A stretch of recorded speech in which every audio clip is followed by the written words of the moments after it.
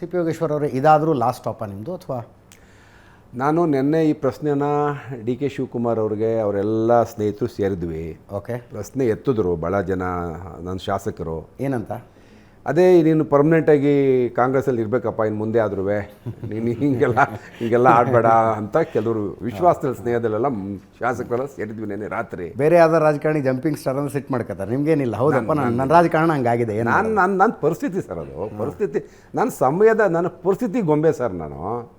ನಾನು ಒಂಥರ ಈ ಸಮಯದ ಗೊಂಬೆ ಅಂತಾರಲ್ಲ, ಪರಿಸ್ಥಿತಿ ಒತ್ತಡಕ್ಕೆ ನಾನು ಆ ಥರ ಆ್ಯಕ್ಟ್ ಮಾಡ್ತಾ ಇರೋದಷ್ಟೇ. ನನ್ನ ಸರ್ವೈವಲ್ಗೆ ನಾನು ಈಗ ಗೆದ್ದರೆ ನೀವು ಕರೆದು ಮಾತಾಡಿಸ್ತೀರಿ, ಗೆಲ್ಲದೆ ಹೋದ್ರೆ ಎಲ್ಲಿ ನಾನು ಕರೆದು ಮಾತಾಡಿಸ್ತಾ ಇದ್ರಿ?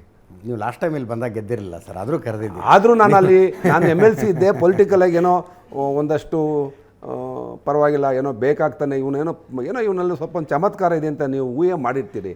ಇದಾದ್ರೆ ಹೆಂಗೆ ಸರ್ ಆಗುತ್ತೆ ಇದೆಲ್ಲ?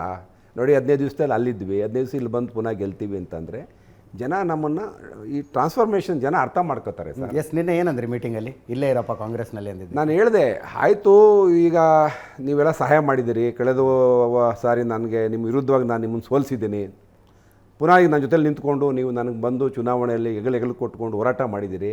ಕುಮಾರಸ್ವಾಮಿಗಿಂತ ನೀವು ಬೆಟ್ರಿದ್ದೀರಿ. ಕುಮಾರಸ್ವಾಮಿ ದುಡಿಸ್ಕೊಂಡು ನನ್ನ ನೋಡಿ, ಕುಮಾರಸ್ವಾಮಿ ಗಠಬಂಧನ್ ಮಾಡಿದ್ರು. ನಮ್ಮ ಪಾರ್ಟಿಯವರು ಕುಮಾರಸ್ವಾಮಿ ಸೇರಿಸ್ಕೊಳ್ಳೋಕ್ಕೆ ಇಷ್ಟ ಇರಲಿಲ್ಲ.